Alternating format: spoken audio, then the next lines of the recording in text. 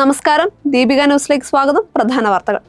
ഇൻസ്റ്റഗ്രാമിൽ ഭരണകക്ഷിയായ BJPയുടെ ഔദ്യോഗിക പേജിനേക്കാൾ കൂടുതൽ ഫോളോവേഴ്സിനെ സ്വന്തമാക്കിയതിന് പിന്നാലെ പ്രശസ്ത രാഷ്ട്രീയ പരിഹാസ കൂട്ടായ്മയായ കോക്രോച്ച് ജനതാ പാർട്ടിയുടെ എക്സ് അക്കൗണ്ട് ഇന്ത്യയിൽ റദ്ദാക്കി. നിയമപരമായ ആവശ്യത്തെ തുടർന്നാണ് നടപടിയെന്ന് എക്സ് അറിയിച്ചു. ജൻസി മുന്നേറ്റമായാണ് കോക്രോച്ച് ജനതാ പാർട്ടിയെ വിലയിരുത്തുന്നത്. ഇന്ത്യൻ രാഷ്ട്രീയത്തെ ഹാസ്യാത്മകമായി വിമർശിച്ചുകൊണ്ട് സോഷ്യൽ മീഡിയയിൽ തരംഗമായി മാറിയ കൂട്ടായ്മയാണിത്. ഇൻസ്റ്റഗ്രാമിൽ CJPയുടെ ഫോളോവേഴ്സ് കുതിച്ചുയർന്ന് 1.3 കോടി പിന്നിട്ടതോടെയാണ് സംഭവം ചർച്ചയാവുന്നത്. നിലവിൽ BJPയുടെ ഔദ്യോഗിക പേജിന് 88 ലക്ഷം ഫോളോവേഴ്സ് മാത്രമാണുള്ളത്. BJPയേക്കാൾ ജനപ്രീതി നേടിയതിന് തൊട്ടു പിന്നാലെയാണ് എക്സ് അക്കൗണ്ടിനെതിരെയുള്ള അടിയന്തര നീക്കം. CJPയുടെ @CJP2029 എന്ന ഔദ്യോഗിക എക്സ് ഹാൻഡിൽ തുറക്കുമ്പോൾ അക്കൗണ്ട് തടഞ്ഞു വെച്ചിരിക്കുന്നു എന്ന സന്ദേശമാണ് കാണിക്കുന്നത്. ഒരു ഔദ്യോഗിക താൽപര്യപ്രകാരം ലഭിച്ച നിയമപരമായ ആവശ്യത്തെ തുടർന്നാണ് ഇന്ത്യയിൽ മാത്രം അക്കൗണ്ട് ലഭിക്കാത്തതെന്നാണ് എക്സ് നൽകുന്ന വിശദീകരണം. പ്രതീക്ഷിച്ചതുപോലെ തന്നെ കോക്രോച്ച് ജനതാ പാർട്ടിയുടെ അക്കൗണ്ട് ഇന്ത്യയിൽ തടഞ്ഞിരിക്കുന്നുവെന്ന് അക്കൗണ്ട് ബ്ലോക്ക് ആയതിന്റെ സ്ക്രീൻഷോട്ട് പങ്കുവച്ചുകൊണ്ട് CJP സ്ഥാപകൻ അഭിജിത്ത് ദിൻകെ കുറിച്ചു. സോഷ്യൽ മീഡിയയിൽ വലിയ പിന്തുണയോടെ മുന്നേറിക്കൊണ്ടിരിക്കുന്ന പരിഹാസ പേജിനെതിരെ പെട്ടെന്നുണ്ടായ ഡിജിറ്റൽ നടപടി വലിയ ചർച്ചകൾക്ക് വഴി തുറന്നിട്ടുണ്ട്. തൊഴിലില്ലാത്ത ഇന്ത്യൻ യുവാക്കളെ കുറിച്ച് കോടതിയിൽ നിന്നുണ്ടായ പരാമർശത്തിന് പിന്നാലെയാണ് ഇങ്ങനെയൊരു കൂട്ടായ്മ രൂപപ്പെട്ടത്. MLA-മാരുടെ സത്യപ്രതിജ്ഞാ ചടങ്ങോടെ 16ാം കേരള നിയമസഭയുടെ 1ാം സമ്മേളനം തുടങ്ങി. ഫിഷറീസ് മന്ത്രിയും കളമശ്ശേരി MLA-യുമായ VE അബ്ദുൽ ഗഫൂറാണ് ആദ്യം സത്യപ്രതിജ്ഞ ചെയ്തത്. ഇംഗ്ലീഷ് അക്ഷരമാലാക്രമത്തിലായിരുന്നു സത്യപ്രതിജ്ഞ. പ്രോട്ടം സ്പീക്കറായ G സുധാകരൻ മുൻപാകെയാണ് MLA-മാർ സത്യപ്രതിജ്ഞ ചെയ്തത്. 140 അംഗ സഭയിൽ 70 അംഗങ്ങളും പുതുമുഖങ്ങളാണ് എന്നതാണ് ഇത്തവണത്തെ വലിയ പ്രത്യേകത.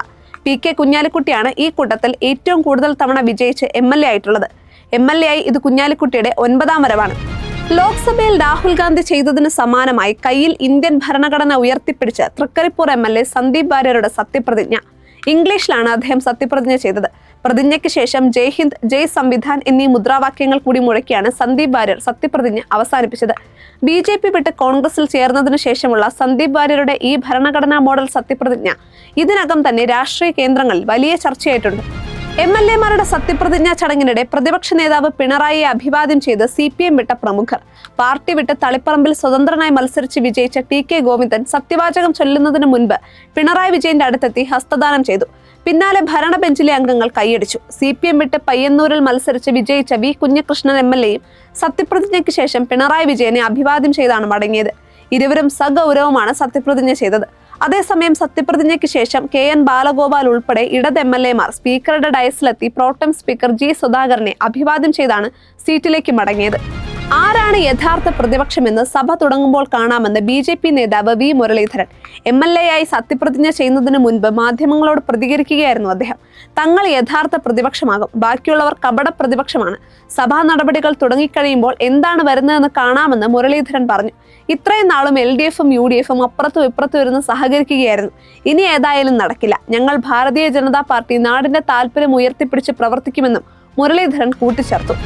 SNDP യോഗം ജനറൽ സെക്രട്ടറി വെള്ളാപ്പള്ളി നടേശനെതിരെ നിയമ നടപടി സ്വീകരിക്കാൻ അനുമതി തേടി കായംകുളത്തെ CPM മുൻ MLA U പ്രതിഭ. മാധ്യമങ്ങളിലൂടെ വെള്ളാപ്പള്ളി നടേശൻ തന്റെ മകനെ വ്യക്തിഹത്യ നടത്തുകയും ഇല്ലാത്ത കാര്യങ്ങൾ പറഞ്ഞ് അപമാനിക്കുകയും ചെയ്തുവെന്നാണ് പ്രതിഭയുടെ പരാതി. ഇതുമായി ബന്ധപ്പെട്ട് കോടതിയെ സമീപിക്കാൻ അനുവദിക്കണമെന്നാവശ്യപ്പെട്ട് U പ്രതിഭ CPM ആലപ്പുഴ ജില്ലാ കമ്മിറ്റിക്ക് കത്ത് നൽകി. എന്നാൽ പാർട്ടി ജില്ലാ നേതൃത്വം നിലവിൽ ഈ ആവശ്യത്തിന് അനുമതി നൽകിയിട്ടില്ല എന്നാണ് വിവരം. പ്രതിഭ ജയിക്കാൻ അർഹയല്ലെന്നും മകൻ കഞ്ചാവ് കച്ചവടത്തിന് പോയപ്പോൾ ഓർക്കണമായിരുന്നുവെന്നും വെള്ളാപ്പള്ളി മാധ്യമങ്ങളോട് പറഞ്ഞിരുന്നു. വെള്ളാപ്പള്ളി തനിക്കെതിരെ പ്രവർത്തിച്ചുവെന്ന പ്രതിഭയുടെ ആരോപണത്തിലായിരുന്നു വെള്ളാപ്പള്ളിയുടെ മറുപടി. വിവിധ സംസ്ഥാനങ്ങളിലെ നിയമസഭാ തെരഞ്ഞെടുപ്പുകൾക്ക് പിന്നാലെ രാജ്യം വീണ്ടും ഒരു രാജ്യസഭാ തെരഞ്ഞെടുപ്പിലേക്ക്. ജൂണിൽ വിവിധ സംസ്ഥാനങ്ങളിൽ നിന്നായി 22 രാജ്യസഭാ സീറ്റുകളിലാണ് ഒഴിവ് വരുന്നത്. ഇതോടെ പ്രമുഖ രാഷ്ട്രീയ പാർട്ടികളെല്ലാം സ്ഥാനാർത്ഥി നിർണയത്തിനുള്ള ഒരുക്കങ്ങൾ ആരംഭിച്ചു കഴിഞ്ഞു. കോൺഗ്രസ് അധ്യക്ഷൻ മല്ലികാർജുൻ ഖാർഗെ, മുൻ പ്രധാനമന്ത്രി HD ദേവഗൌഡ, മുതിർന്ന കോൺഗ്രസ് നേതാവ് ദിഗ്വിജയ് സിംഗ്, കേന്ദ്രമന്ത്രി ജോർജ് കുര്യൻ തുടങ്ങിയ പ്രമുഖരുടെ കാലാവധിയാണ് ജൂണിൽ അവസാനിക്കുന്നത്. മല്ലികാർജുൻ ഖാർഗെ രാജ്യസഭയിൽ തുടർന്ന് കൗൺസിലിനെ നയിക്കാനാണ് സാധ്യത. എന്നാൽ മുതിർന്ന നേതാവായ ദിഗ്വിജയ് സിംഗിനെ വീണ്ടും പരിഗണിച്ചേക്കില്ല എന്നാണ് സൂചന. അതേസമയം രാജസ്ഥാൻ മുൻ മുഖ്യമന്ത്രി അശോക് ഗെഹ്ലോട്ട്, പവൻ ഖേര തുടങ്ങിയ പ്രമുഖ നേതാക്കൾ രാജ്യസഭയിലേക്ക് എത്താൻ താല്പര്യം പ്രകടിപ്പിച്ചിട്ടുണ്ട്. ജാർഖണ്ഡിൽ ഒഴിവ് വരുന്ന 2 സീറ്റുകളിൽ ഒന്നിനായി സഖ്യകക്ഷിയായ JMM-ന് മേൽ കോൺഗ്രസ് സമ്മർദ്ദം ശക്തമാക്കിയിട്ടുണ്ട്. സ്ഥാനാർത്ഥി നിർണയത്തിനായുള്ള BJPയുടെ ഔദ്യോഗിക ചർച്ചകൾ അടുത്ത ആഴ്ച മുതൽ ദില്ലിയിൽ ആരംഭിക്കും. കേന്ദ്രമന്ത്രി ജോർജ് കുര്യൻ ഉൾപ്പെടെയുള്ളവരുടെ കാര്യത്തിൽ പാർട്ടി കേന്ദ്ര നേതൃത്വം അന്തിമ തീരുമാനമെടുക്കും.